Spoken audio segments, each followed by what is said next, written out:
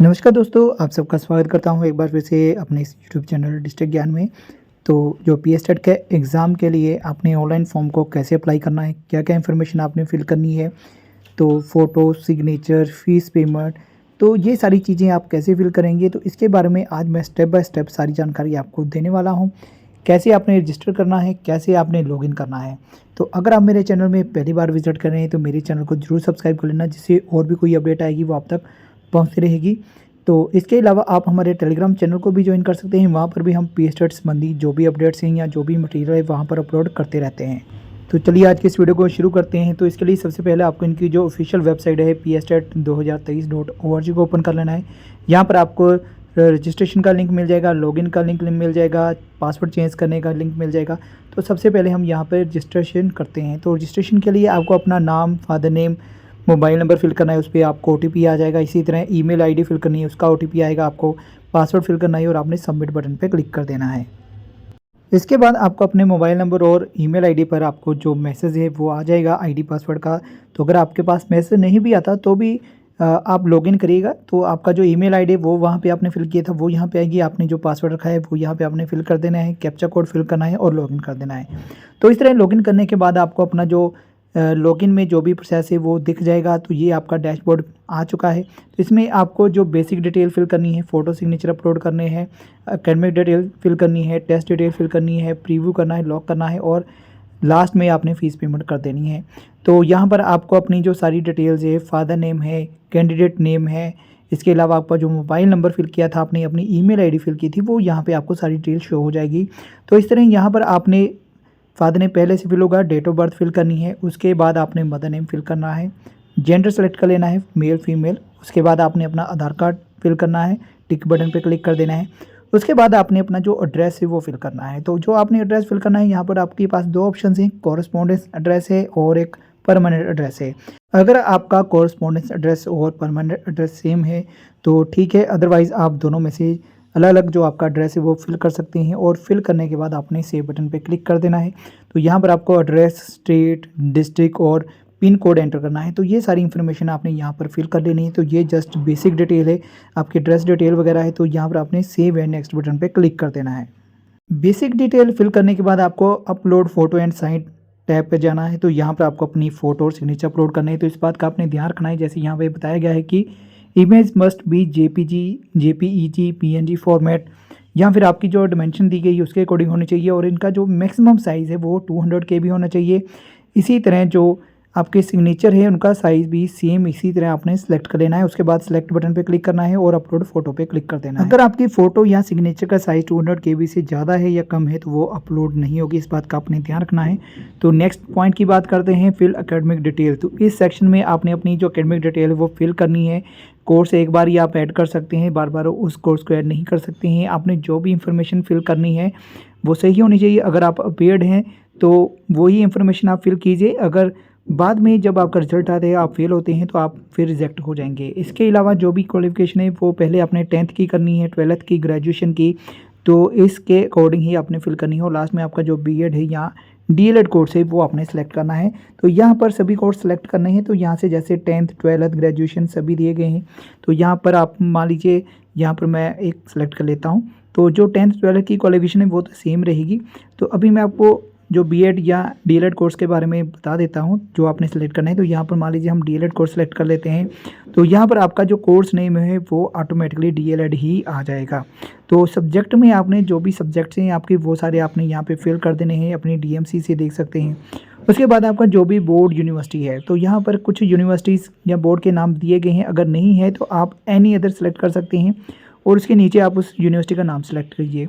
उसके बाद past option आएगी, आपने रोल नंबर फिल करना है, अपनी जो परसेंटेज है वो फिल करनी है। यहाँ से आपने सिलेक्ट कर लेना है अपना जो भी पासिंग ईयर है वो यहाँ से सिलेक्ट करेंगे। सिलेक्ट करने के बाद आप ऐड कर देंगे।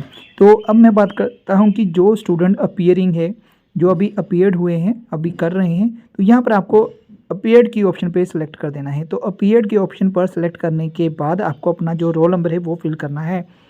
तो अपीयर्ड की ऑप्शन पर जैसे ही आप क्लिक करेंगे तो आपको अपने रोल नंबर की ऑप्शन मिल जाएगी। तो यहाँ से अपीयर्ड किया मैंने, यहाँ पर आप अपना जो रोल नंबर है वो लिखेंगे। तो यहाँ पर आप देख सकते हैं अब जो परसेंटेज और पासिंग ईयर की जो ऑप्शन है वो ख़त्म हो चुकी है, क्योंकि अगर आप अपीयरिंग में हैं, अभी कर रहे हैं कोई कोर्स, तो आपका कोई रिज़ल्ट तो आया नहीं है, तो यहाँ पर आपको कुछ भी लिखने की ज़रूरत नहीं है, वो ऑटोमेटिकली डिसेबल ही हो जाएगा रिज़ल्ट वाली ऑप्शन। अगर आप पास हैं तो आपका परसेंटेज और साल आएगा, अदरवाइज़ वहाँ पे आपने जस्ट अपीयर्ड लिखना है, अपना जो भी आपके कॉलेज का रोल नंबर है वो फिल कर देना है और सेव बटन पे क्लिक कर देना है। इसी तरह सारी इन्फॉर्मेशन फिल कर दीजिएगा और सेव बटन पे क्लिक कर देना है ना। यहाँ पर मैंने आपको बताया कि आप जो डीएलएड या ईटीटी का या बीएड आपने जो भी कोर्स किया है उसकी डिटेल को कैसे फिल करेंगे।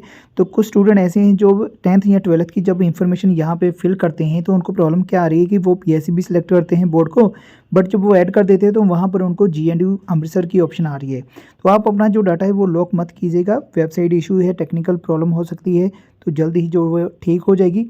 तो ये सारा प्रोसेस ठीक करने के बाद ही आप अपना जो डाटा लॉक कीजिएगा और फीस पेमेंट कीजिएगा, वो भी आपको मैं नेक्स्ट प्रोसेस बता दूंगा।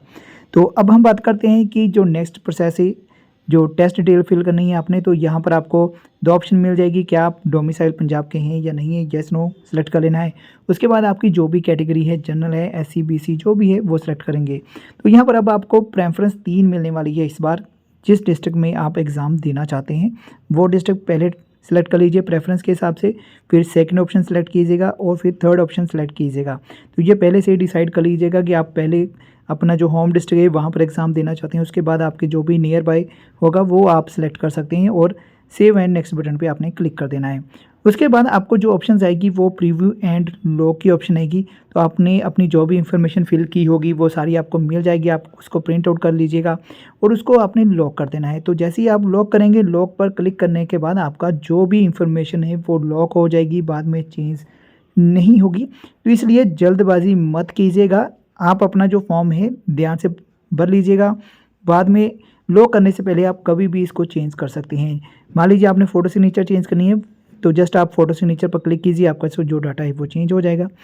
एकेडमिक डिटेल चेंज करना चाहते हैं तो वहाँ पर क्लिक करने के बाद आप अपनी जो एकेडमिक डिटेल है वो चेंज कर सकते हैं।